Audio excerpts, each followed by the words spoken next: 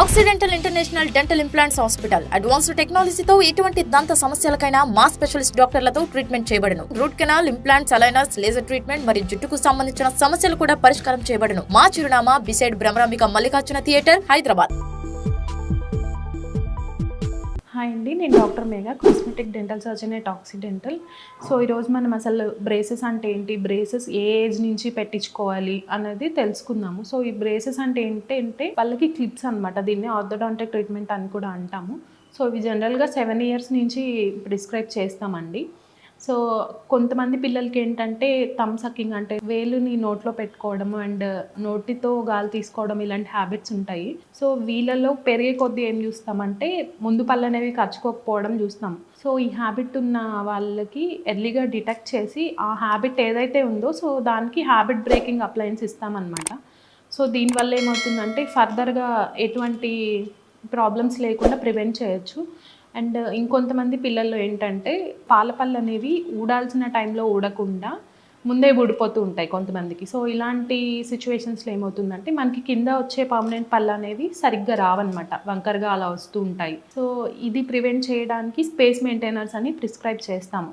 And ఇంకొంతమందిలో ఏంటంటే పళ్ళు ఎత్తుగా ఉండడము, లేకపోతే పైన పళ్ళు కింద పళ్ళని కవర్ చేయడము. సో దీన్ని ఏమంటామంటే డీప్ బైట్ అంటాం. సో ఇలాంటి కేసెస్లో కూడా మీరు పళ్ళకి క్లిప్స్ వేయించుకోవాలి. అండ్ ఇంకొకటి వచ్చేసి మనకి సాధారణంగా పైన పళ్ళు కింద పళ్ళని కవర్ చేసి ఉంటాయి అన్నమాట. కొంతమందికి ఏమవుతుందంటే పైన పన్నుని కవర్ చేస్తూ కింద పన్ను వస్తుంది. సో దీన్ని క్రాస్ బైట్ అని అంటాము. ఈ క్రాస్ బైట్ మన సింగిల్ టూత్కి ఉండొచ్చు, లేకపోతే మల్టిపుల్ టూత్కి ఉండొచ్చు, లేదా ఒక సైడ్ అంతా ఉండొచ్చు.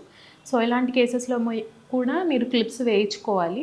అండ్ కొంతమందికి ఏమవుతుందంటే దవడలో పన్ను రావడానికి కావాల్సినంత స్పేస్ లేకపోవడం వల్ల పళ్ళన్నీ ఎగుడు దిగుడుగా లేతే వంకర టింకరగా ఇలా వస్తాయన్నమాట.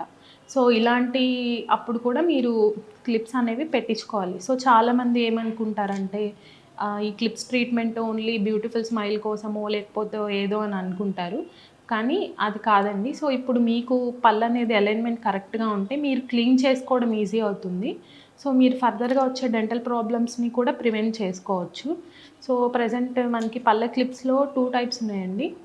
అవి వచ్చేసి బ్రేసెస్ అండ్ అలైనర్స్ ప్రజెంట్ ఉన్నవి. సో ఈ బ్రేసెస్లో కూడా 2 types ఉంటాయి, మెటల్ అండ్ సిరామిక్ వస్తాయి.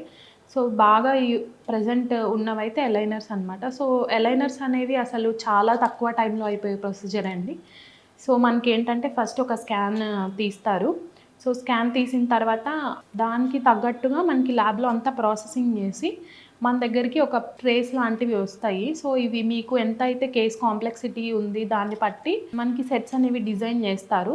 సో వీటి వల్ల ఏంటంటే మీకు కనిపించవు మీరు పెట్టుకున్నట్లు, ఓన్లీ మీరు తినేటప్పుడు అండ్ ఎక్కడికన్నా వెళ్ళాలి అంటే ఆ టైంలో తీయడమే తప్ప ఇంకా మిగతా టైమ్స్ అంతా మీరు నోట్లోనే పెట్టుకోవాలి ఆ ట్రేస్ని. సో మీకు ఆర్థో ట్రీట్మెంట్ గురించి ఏమైనా డౌట్స్ ఉన్నా లేకపోతే మీకు పర్సనల్గా ఆర్థో గురించి ఏమైనా తెలుసుకోవాలన్నా ఆక్సిడెంటల్ని కాంటాక్ట్ అవ్వండి.